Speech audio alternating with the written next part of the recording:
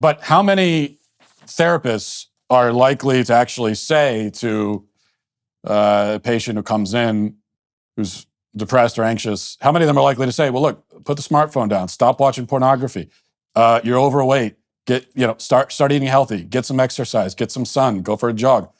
You will say that, but how many are willing to say that? Well, I would say, generally speaking, saying that is not helpful.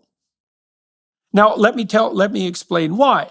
So, if you go see a physician is very likely, or was at least, to say those sorts of things. If you're obese, lose some weight. The problem with that is people don't. And the reason for that is that because they're already set in their habits. And furthermore, people don't really like advice. In fact, if you advise someone of something, they have a proclivity to do the opposite, just to maintain a certain degree of autonomy. So one of the things that you learn as a clinician is that it's much the kind of realization that will produce conceptual and behavioral change and hypothetically lead to increased health are the realizations that people come to on their own. And you can increase the probability that people will come to those realizations by just listening to them. So, for example, if you came to me, and let's say you were having trouble in your marriage. Well, the first thing I do is say, well, what trouble? And maybe you'd tell me 50 stories about fights you've had or are having with your wife. And in doing so, you would start to see, at least in potential, what it might be that constitutes the problem and also what you might be contributing to it. And then after that, you might start thinking about what it is that you could do to change that. And if you came to those conclusions yourself, with all the micro steps necessary to understand why that conclusion was necessary and in some ways incontrovertible, you'd be way more likely to initiate the changes. And this is partly why therapy is somewhat of a time-consuming process. Advice just doesn't work. Now, there were times in my therapeutic practice where, for the sake of speed and maybe in relatively dire circumstances, I would offer my clients advice. But a little of that goes a very long way. And it's also partly because you don't want to steal someone's destiny. So imagine you came to me and you were having some trouble with your wife, let's say, or your career. Let's say your career. It makes it a little less personal. And I, having listened to many people who had trouble with their career, I offered you a solution to a problem that you had with your boss. And you went and implemented it, and it worked. And you might say, well, hooray for that. But I would say, no, not hooray for that, because I just had success in your life. And that meant I robbed you. I robbed you because that was your problem, not mine. And this is something to know even with children or with people that you love, is that people have their destiny, and that destiny, you can be there and walk with someone as they traverse the route of their destiny, but it's not up to you to fix it. You can't. People won't let you anyways. It just doesn't work. And behavioral psychologists really do this. And it's one of the things I admired about the behavioral tradition is behaviorists learned very early that it was very, very a very difficult matter to set the circumstances up properly so that people would, in fact, implement changes, even in small things. So what you're doing when you're practicing therapy properly is you're allowing people to have the time necessary to speak, because in speaking, they think. And if they think, they actually often figure out what the hell's wrong with them and what to do about it. But they need that time, especially if they're in dire circumstances. And often people just don't have that. Now, I still have some qualms in some ways about the therapeutic relationship, because you would hope to some degree that people would get that opportunity for communication from their friends and from people they love, maybe from their priest in a functional religious society. And then you could ask, well, can that be substituted for by a paid relationship? And I would say, well, there's obviously some danger of conflict of interest there. But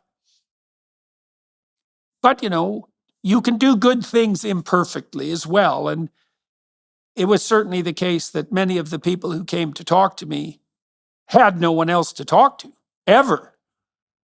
And that talking was extremely good for them. Let me ask you about that, because that's another question I have. As you said, most people don't have, or many people don't have anyone to talk to. And there's probably a lot of truth in that. Of course, people tend to do a lot of talking out to the world on social media, which is not a substitute for actual human connection. But I also worry that therapy can, for some people, feed this kind of narcissistic impulse to talk about themselves too much. I think it's good to talk about yourself to a certain extent, but it seems to me, especially the way people talk about therapy these days, like they're proud of going. They like look forward to going, and if you have something you're really dealing with and you're going to therapy in a serious way, then it seems you wouldn't have the same attitude about it that people do, where it's almost like, oh, I can't wait to. It's like they're meeting a friend for lunch. Maybe that's a good kind of relationship to establish, but it also could create a scenario where somebody just loves talking about themselves, and definitely. And not only do they love talking about themselves, but it could also be true that, yeah, they may have things they want to complain about that they wouldn't be able to complain about to anyone in their life about those things, because the people in their lives are not paid to listen, and they've got their own lives, and the people in their lives are likely to say, look, you just got to deal with that. I don't have time to listen to this. And those could be the kinds of things where it's like, I think the healthiest way to respond to that is to not talk about it. Like there have to be things in your life that you don't talk about to anyone, and you just deal with them. You have to have that capacity. But if you have a therapist, then that means that you can pay someone to listen to every little petty complaint that you have in life, and then you never learn to just shut up and deal with it, which also has to be, a skill that adults develop. Okay. So let's take that apart. So first of all, obsessive concern with the self is indistinguishable from misery. So to the degree that the hypothetically therapeutic interaction is only characterized by obsessive self-focus, it's only going to produce misery, and even to foster a kind of narcissism. And I would certainly say that there's a psychologist named Jean Twenge, and she has concentrated on exactly the issue that you described with regards to hypothetical self-esteem programs in schools that have produced what she regards as an epidemic of narcissism. So then you're pointing to the difficulty of distinguishing between counterproductive dwelling on, or even narcissistic counterproductive dwelling on, the pleasure of martyrdom, the pleasure of self-flagellation and display, and communication that's actually oriented towards concrete solution to concrete problems. Okay. When I had clients, I always started with the behavioral approach, which isn't really so much even conversation oriented. There was an idea that stemmed from the Freudians that if you could just get it off your chest, if you could just express the emotion, that would be in itself healing. And that's a place where Freud actually went wrong, because there's no evidence that merely venting your emotions, for example, in a communicative manner, moves you forward on your path in any way. So behaviorists counteracted that potential error on the talk therapy or psychoanalytic side by being much more pragmatically problem focused. So let's say you came to me and you said you were lonesome.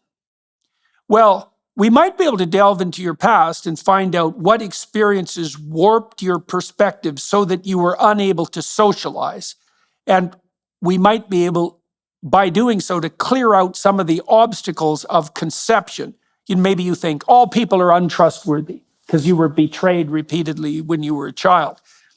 Maybe we could sort that out conceptually. What a behaviorist would be more likely to do is say, well, what's our goal here? You have 0 friends. Okay. How about our first goal is that within 6 months you have 1 friend. Now we need to define what friend is, which is not such a simple thing. It'd be at least someone who knows who you are that you could talk to on some regular basis about at least some things that were important, right? You can break down what constitutes friendship into its micro routines. You might start with someone like that and say, well, what I would do with someone like that, especially if their social skills were extremely lacking, which is often the case with people who've never been attended to or listened to in their life, I just start by training them how to shake hands and introduce themselves. And you have no idea, Matt, how many people don't know how to do that. I'd say 10% of people they're just stopped cold in their tracks because they have no idea how to initiate a civilized exchange. They'll offer you a hand like a cold, dead fish. They won't look at you when they say their name. They mumble so you can't hear who they are. They don't attend well enough to catch the other person's name. They have no idea how to initiate an exchange. A good behaviorist would teach someone how to do that and actually practice it. I had clients where, we did handshaking practice. I certainly did that with my kids. It's like, get it right. Let's do it till you're expert at it, till you're great at it. And that's therapy that's not merely talk, right? It's skill oriented. And that can be of great aid to people, especially people who are terribly neglected. It's much more concrete and practical. It's very, very problem focused. What's the problem? Well, I'm miserable. Well, why? Because I'm lonely. Okay. Do you have anybody in your life? No. Okay, well, who do people usually have in their life? A girlfriend or a boyfriend or a wife or a husband, some siblings, some parents, some children, some friends. Okay, there's the realm of some business associates, some casual acquaintances. Okay, so that sort of fleshes out the territory. Maybe we can start by helping you learn how to make a casual acquaintance. Do you have a corner store? Do you go there regularly? Does the clerk know your name? Well, go there and introduce yourself. Say hello. Ask them how their day is going. Listen to the answer. Do that. That's your assignment for the week. After you've learned how to shake hands and, present yourself like a quasi-civilized human being. Very concrete. It was one of the things I really liked about the behavioral training I acquired at McGill University, because most of my teachers, I read a lot of psychoanalytic theory, humanist theory, and so forth. I did that mostly on my own. Most of my mentors were behaviorists, very practical people. And they were trying to solve very, very specific, focused, local problems of adaptation. And that can be tremendously useful. So, and then that's another way you don't get to see the behaviorists. We're very much concerned that the therapeutic process, as it was manifested by the psychoanalysts, would drift off into pointless, endless quasi-catharsis with no real measurable outcome. And the behaviorism school grew up in opposition to that. And what I found was helpful was I always started my clients with behavioral analysis. It's the simplest thing to do. And then I had clients for whom a more psychoanalytic approach was useful, but they're a pretty small minority of people. They had to be creative people generally, and creative people of some substantial intelligence. They were more likely to make manifest the broad-scale conceptual transformations that can be life-changing, but are unlikely, right?